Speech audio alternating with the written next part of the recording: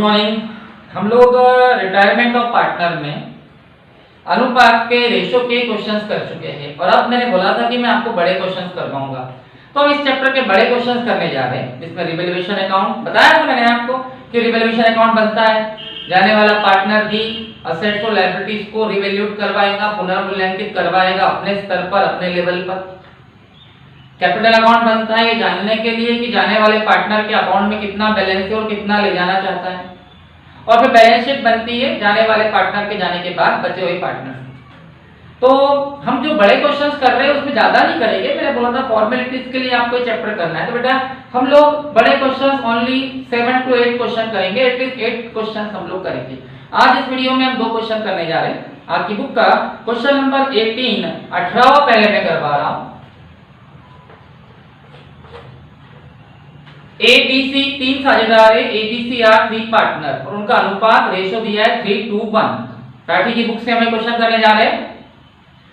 अब ये तीनों पुराने पार्टनर है, इसका मतलब यहाँ जो कुछ भी बटेगा इन तीनों में बटेगा। ओके, उनकी बैलेंस शीट दी है, ठीक है, और वहां लिखा है समायोजन में, एडजस्टमेंट में कि बी व्यवसाय से अवकाश ग्रहण करता है, बी बिजनेस से जा रहा है। तो जब नया पार्टनर आता है तब भी और जब कोई पार्टनर जाता है तब भी ये अकाउंट बनता है, जो आपको अच्छे से पता है, रिवैल्यूएशन अकाउंट। और नंबर 2 पर बनेगा आपके कैपिटल अकाउंट,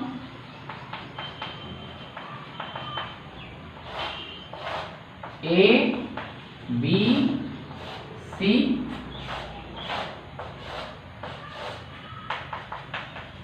और नंबर 3 पर हम यहां बनाएंगे बैलेंस शीट, तो आपको ओरली मौखिक में समझा दूंगा। इधर लायबिलिटीज आती है और इधर असेट्स, सारे बच्चे जानते हैं कि हम इसे कैसे करोगे, ठीक है।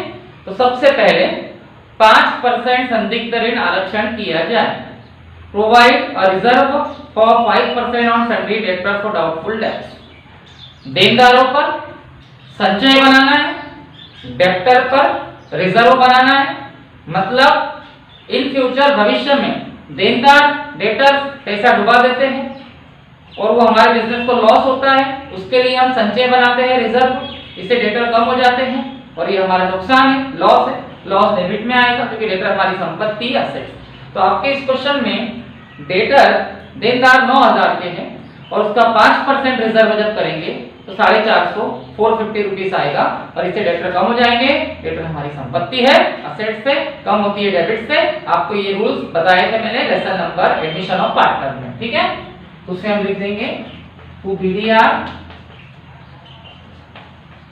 और ध्यान रखना इससे डेटर कम हो तो बैलेंस शीट में भी डेटर को कम करना पड़ेगा, ठीक है। उसके बाद है स्कंद 5% अवमूल्यन करना है, स्टॉक को 5% डेप्रिशिएट करना है यानी कम करना है। तो स्टॉक ढूंढो, आपका स्टॉक 7000 का है 7000 का, और 7000 का स्टॉक 7000 का स्टॉक जब 8% से कम हो जाएगा तो 350 रुपए उसका आंसर आएगा। तो स्टॉक पर डेप्रिसिएशन लगाने से स्टॉक कम हो जाता है, स्टॉक हमारी संपत्ति है असेट से, और असेट्स कम होती है डेबिट से, ठीक है। बैलेंस शीट में आपको स्टॉक 350 रुपए से कम करके दिखाना पड़ेगा। उसके बाद है कि मशीनरी पर भी 10% डेप्रिसिएशन लगाना है, मशीन को भी 10% से अवमूल्यन करना है। तो मशीन ढूंढिए आप, यस मशीन 6000 की है 6000 की, उसका 10% 10% 600 आएगा और मशीन कम हो जाएगी। मशीन हमारी संपत्ति है असेट से, कम होती है डेबिट से।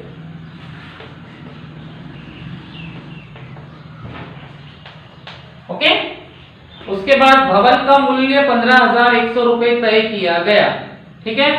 Building is revalued bye independent value 15,100, यानी आप लोगों के भवन की नई कीमत दी है, बिल्डिंग का नया प्राइस दिया है, और जब किसी संपत्ति का असेट्स का नया प्राइस दिया होता है तो उसकी तुलना, उसको कंपेयर किया जाता है पुरानी कीमत से, ओल्ड प्राइस से। तो बैलेंस शीट में बिल्डिंग की पुरानी कीमत 14,000 है 14,000, और समायोजन में एडजस्टमेंट में 15,100 है, मतलब सीधे सीधे 1100 रुपए से आपकी बिल्डिंग बढ़ गई, और बिल्डिंग असेट से संपत्ति है, बढ़ेगी तो फायदा होगा और क्रेडिट से होगा।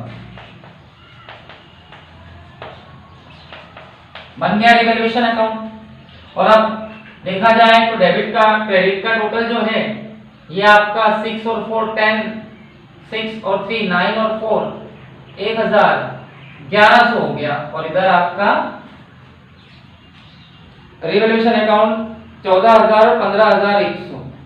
ठीक है, अब देखते हैं और क्या आता है। क्रेडिट का टोटल, और कोई समायोजन और कोई एडजस्टमेंट इसमें शायद नहीं। ठीक है, तो यहां डेबिट का टोटल जाता है, देखिए 4 और 3 7 और 6 13 1400 रुपए। डेबिट का टोटल 1400 रुपए है 1400, तो क्रेडिट का टोटल भी 1400 रुपए आना चाहिए 1400, लेकिन क्रेडिट का टोटल 1100 है। डेबिट का टोटल ज्यादा है मतलब लॉस ज्यादा है, और लॉस ज्यादा है प्रॉफिट कम है, तो फर्मों को लॉस हो जाएगा 300 रुपए का 300 का। और यहाँ सभी पार्टनर पुराने हैं, इसलिए इस लॉस को आप ABC तीनों में बांट देंगे। कैसे बांटोगे? अब लॉस काय में ट्रांसफर होता है? कैपिटल अकाउंट में।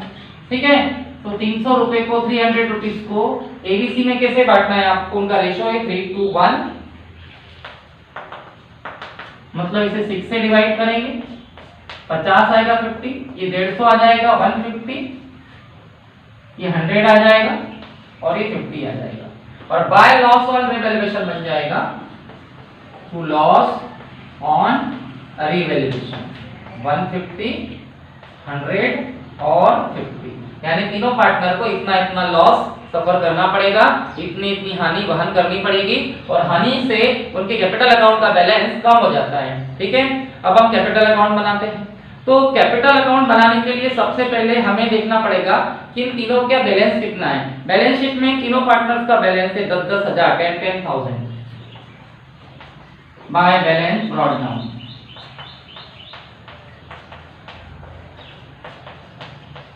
फिर हम देखेंगे कि बैलेंस शीट में दायित्व में लायबिलिटीज में कोई संचय कोई रिजर्व तो नहीं है। यस है, आरक्षित निधि रिजर्व फंड 6,000 रुपए दिया है, तो उसे इन तीनों पार्टनर में बांट दें। मैंने बताया था आपको जब फॉर्मल इंफॉर्मेशन दी थी कि अगर बैलेंस शीट में कोई दायित्व है, दायित्व में लायबिलिटीज में कोई संचय रिजर्व है, तो जब पार्टनर जाएगा तो सभी में बांटेंगे, क्योंकि जाने वाला पार्टनर रिजर्व मांगेगा कि भैया रिजर्व मेरे लिए, ये रिजर्व हम तीनों ने मिलकर बनाया था, अब मैं जा रहा हूं तो मुझे मेरा हिस्सा मिलना चाहिए। तो इसी कंडीशन में ये रिजर्व सभी में बांट दिया जाएगा, ऐसे पार्टनर के कैपिटल का बैलेंस बढ़ जाएगा बाय रिजर्व फंड। और रिजर्व फंड जो है वो 6,000 है 6,000। अब आप 6,000 6,000 कैसे बांटोगे? 3:1। ठीक है, मतलब 1,000 आएगा 1,000, इसका 3 से करेंगे तो 3,000 आएगा, 2 से करेंगे तो 2,000 2,000 आएगा, और 1 से करेंगे तो 1,000 आएगा। इसके अलावा गुडविल इस क्वेश्चन में नहीं है, होती तो सभी में बांट देते। ठीक है, हो गया। अब हम क्या करेंगे? इस क्वेश्चन में बी अवकाश ग्रहण कर रहा है, बी जा रहा है। ठीक है, तो सबसे पहले हम ये देखेंगे कि बी जो जा रहा है उसके अकाउंट का बैलेंस कैसे निकलेगा। देखिए बेटा, सबसे पहली बात तो पार्टनर के कैपिटल अकाउंट में क्रेडिट से कैपिटल बढ़ती है, क्योंकि पार्टनर को जो कुछ भी मिलता है या जो कुछ भी उसके पास है वो क्रेडिट साइड में शो होता है। ठीक है, क्योंकि क्रेडिट साइड में पैसा उसके अकाउंट में जमा होता है, और उसके अकाउंट से जो पैसा कटता है वो डेबिट से निकल जाता है। हम पहले बी का बैलेंस निकालना, तीनों का बैलेंस निकाल लेते। चलिए, ए की कैपिटल 10,000 थी 10,000, उसे रिजर्व फंड का 3,000 मिला, तो ए के पास 13,000 रुपए अभी इस वक्त बैलेंस के रूप में मौजूद है। उसमें से उसके कैपिटल अकाउंट से 150 रुपीस कट जाएगा। क्यों कट जाएगा भैया? क्योंकि उसको लॉस हुआ है, तो लॉस उसे मिलेगा नहीं, उसे कैपिटल में से काट लिया जाएगा, तो उसके कैपिटल का बैलेंस आएगा 12,850। ये आपके ए का बैलेंस आ गया। ठीक है, इसी प्रकार सी की बात करते हैं। सी का क्रेडिट का टोटल 11,000 है, मतलब उसके पास कैपिटल 10,000 थी और उसे रिजर्व फंड में 1,000 रुपए मिला, मतलब सी के पास आज की तारीख में 11,000 रुपए है, और उसे भी लॉस भरना है 50, तो इसके कैपिटल का बैलेंस आएगा 10,950 10,950। आगे देखिए, ये इन दोनों पार्टनर का बैलेंस है, क्योंकि ये पार्टनर बिजनेस से जा नहीं रहे, बिजनेस में है, और जो है उनका ये बैलेंस होगा। अब जा कौन रहा है? बी जा रहा है तो बी का बैलेंस थोड़ी आएगा, जो बिजनेस में है उनका बैलेंस आएगा क्योंकि वो है, और जो नहीं है जो जा रहा है उसका बैलेंस नहीं आएगा, वो अपना पैसा लेकर जाएगा। बी बोलेगा भैया मेरे पास 10,000 रुपए कैपिटल है, मैंने 10,000 कैपिटल लगाई थी और मुझे रिजर्व का 2,000 मिला तो मेरे पास 12,000 रुपए है, मुझे 12,000 रुपए तो मैं जा रहा हूं। ए और सी बोलेंगे भैया ऐसे कैसे 12,000 दे दे तुझे, वो बोलेगा यार 12,000 रुपए है मेरे बैलेंस में, मुझे 12 मिलने चाहिए। ए और सी बोलेंगे भैया ये 100 रुपए का जो लॉस हुआ है ऊपर वो कौन भरेगा, ये बोलेगा यस ठीक है काट लो 100 रुपए, 11,900 तो दो। ए और सी बोलते चल तुझे 11,900 रुपए हम देंगे, लेकिन अभी हमारे पास पैसे नहीं है। मैंने बोला था कि जाने वाला अगर नगद पैसा ले जाए तो ले जा सकता है, लेकिन बिना जानकारी के बिना इंफॉर्मेशन के उसे नगद पेमेंट नहीं दी जाएगी, और यहाँ लिखा भी है, ठीक है। ऐसा कुछ लिखा नहीं है कि जाने वाला पैसा कैसे ले जा रहा है।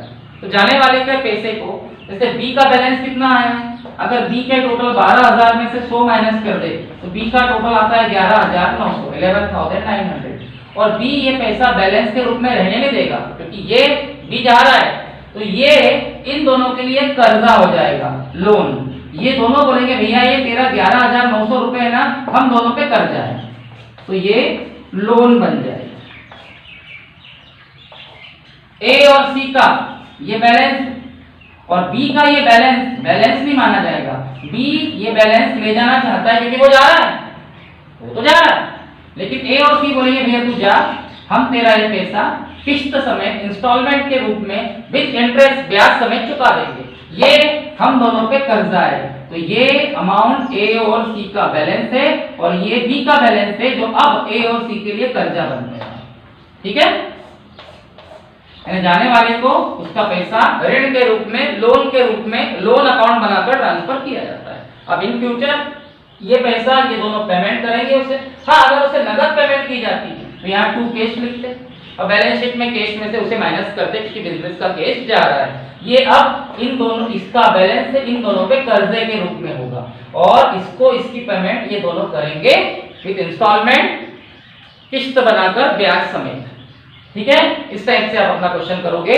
यानी सिंपल सी बात है, इस चैप्टर में जो पार्टनर बच गए क्रेडिट में से डेबिट माइनस करके उनका बैलेंस आएगा, और जो पार्टनर जा रहा है उसका बैलेंस इन दोनों के लोन के रूप में, ऋण के रूप में होगा, ठीक है। अब बैलेंस शीट कैसे बनेगी, पुरानी बैलेंस शीट सामने रखी है।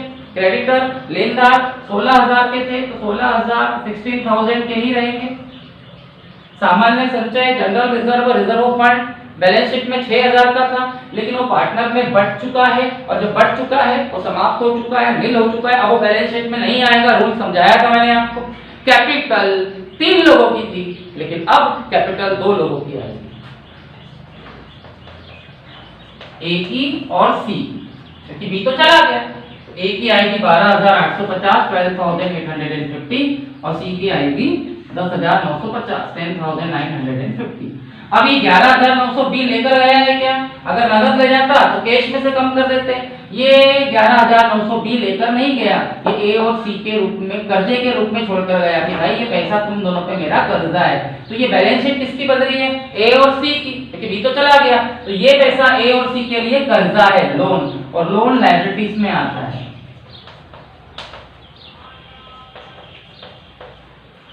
आई मेरी बात समझ में। उस साइड में आ जाए तो कैश है 600 रुपए। बिजनेस में कोई कैश आया तो नहीं, यहाँ तो कोई पार्टनर आ ही नहीं रहा, तो कैश कहां से आएगा। और अब आपके समझ में आ गया होगा कि इनके पास केवल 600 रुपए मौजूद है, इसलिए बी को उन्होंने 11,900 रुपए नगद नहीं दी, ठीक है। उसके बाद बैंक 1,000 है, 1,000, उस पर कोई इफेक्ट नहीं पड़ेगा। उसके बाद डेटर्स जो है वो 9,000 के हैं, 9,000 के, और हमने देनदारों पर डेटर पे रिजर्व बनाया है 450 का, ऐसे डेटर कम हो जाएंगे तो ये आएगा 8,550 8,550। उसके बाद स्टॉक, आपका स्टॉक 7,000 का दिया, 7,000 का, और उस पर हमने 350 रुपए डेप्रिसिएशन लगाया है। 350 रुपीज डेप्रिसिएशन लगाने के बाद आपका स्टॉक आ जाएगा 6,650 6,650। ओके, और उसके बाद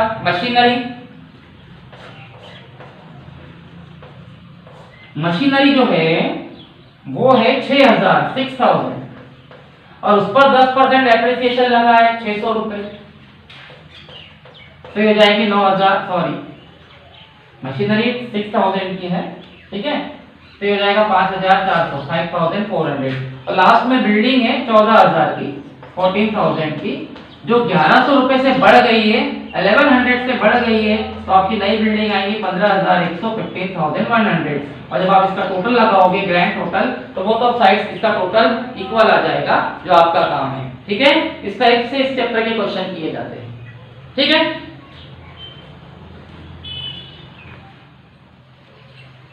चलिए हम अब एक क्वेश्चन और कर लेते हैं, ठीक है। आपकी बुक का 24 क्वेश्चन, अवधेश, शैलेंद्र और दीपक वाला, ठीक है। अवधेश, शैलेंद्र और दीपक एक व्यापार में साझेदार है, एक बिजनेस में पार्टनर है, उनका अनुपात रेशो 3:1 है और इस क्वेश्चन में दीपक अवकाश ग्रहण करता है, दीपक बिजनेस से रिटायर हो रहा है, तो सेम प्रोसीजर, पहला अकाउंट जो बनेगा आपका वो वही बनेगा जो हमेशा बनता है, रीवैल्यूएशन अकाउंट। दूसरा अकाउंट कैपिटल अकाउंट बनेगा,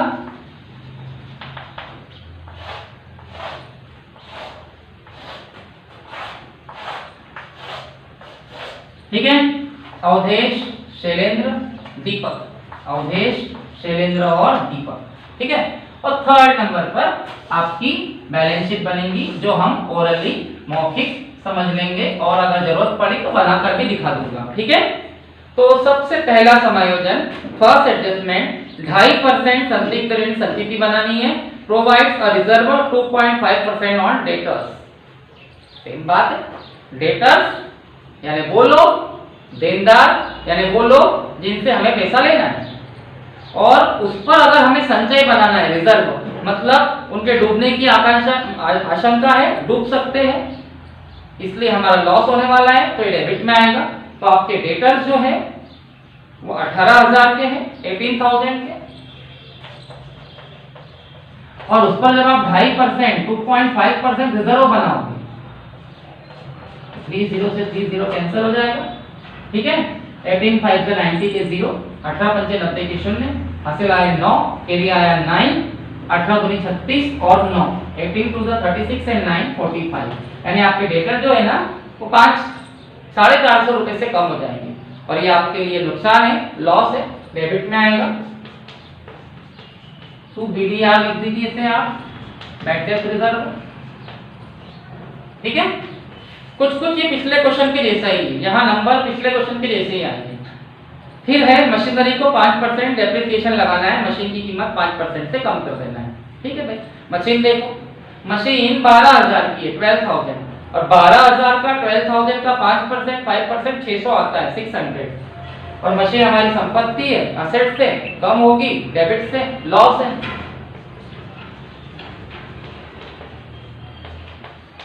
ठीक है। उसके बाद भवन का मूल्यांकन 29100 पे किया गया, बिल्डिंग आर वैल्यू 29100, मतलब उसने बिल्डिंग की नई कीमत दी है, तो हमें पुरानी कीमत देखनी पड़ेगी, ओल्ड प्राइस देखना पड़ेगा। तो बिल्डिंग का पुराना प्राइस 14000 है, 14000, सॉरी 28000 है, 28000, और नई कीमत 29100 है, 29100। इसका मतलब बिल्डिंग 1100 रुपए से बढ़ गई है, ये आपकी संपत्ति है, असेट्स बढ़ेगी क्रेडिट से।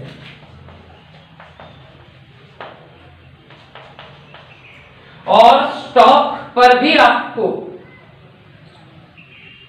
10% एप्रिसिएशन, 2.5%, 2.5% एप्रिसिएशन लगाना है इसका अंदर पर, स्टॉक पर। स्टॉक देखिए, या स्टॉक आपको दिया हुआ है 14000, 14000,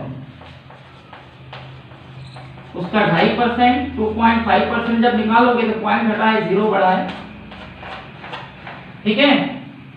14 5 70 के 0, कैरी आया 7, 14 2 28 और 7 35, 350 रुपए से आपका स्टॉक कम हो जाएगा। स्टॉक हमारी संपत्ति, असेट से कम होगी, डेबिट से।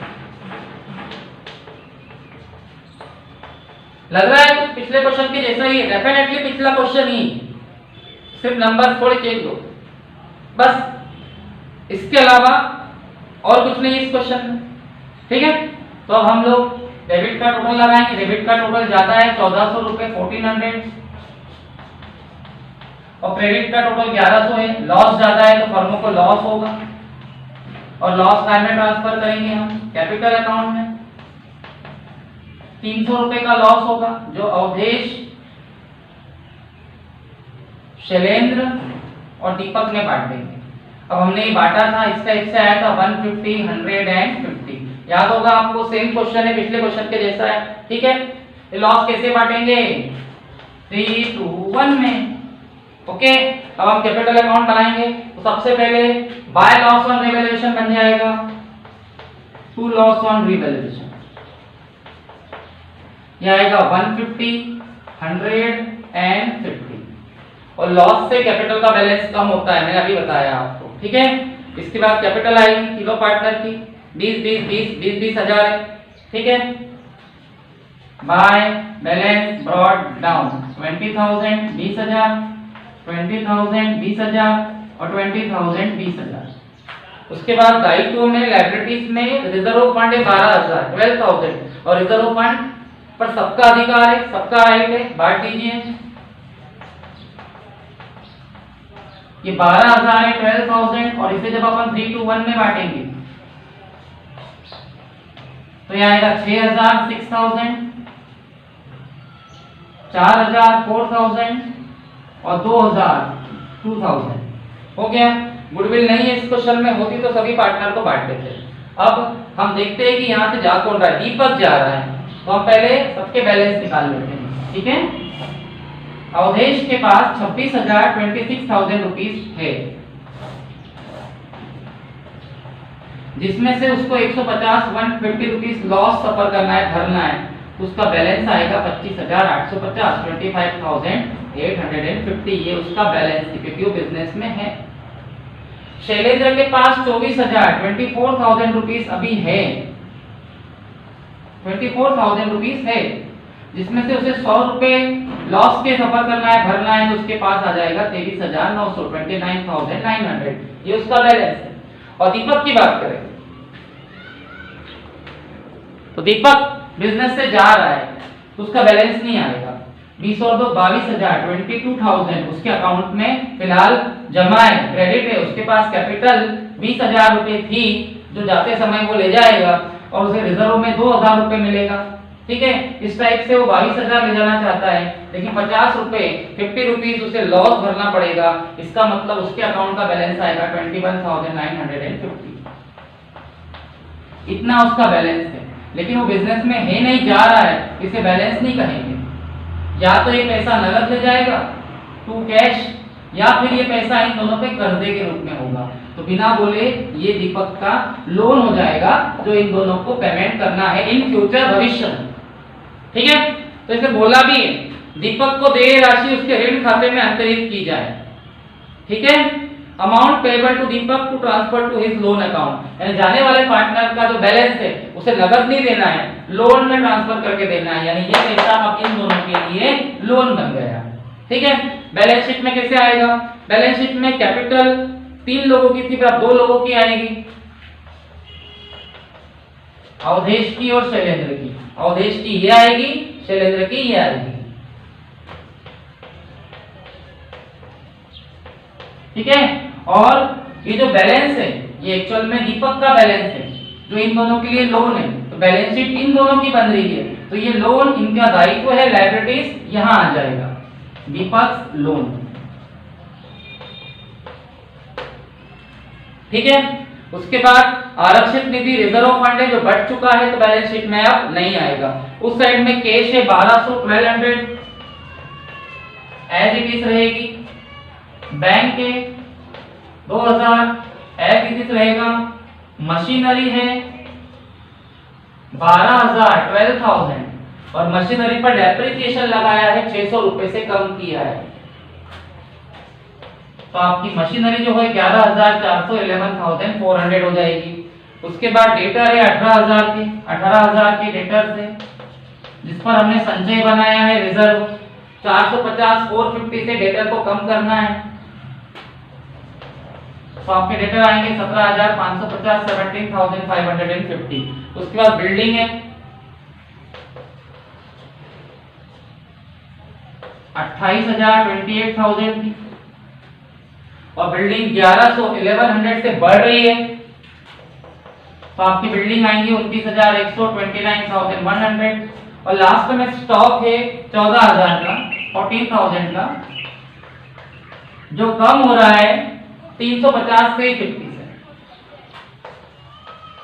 तो स्टॉक आएगा 13,550 13,550। और बैलेंस शीट का दोनों साइड का टोटल आप लगा के बैलेंस शीट को कवर अप कर सकते हो। इस टाइप से इस चैप्टर के क्वेश्चन कर सकते हैं ना बेटा। लॉस मतलब एडमिशन ऑफ पार्टनर की तरह ही तो है, मैंने बोला था ना आप लोगों को, कोई प्रॉब्लम नहीं, ठीक है।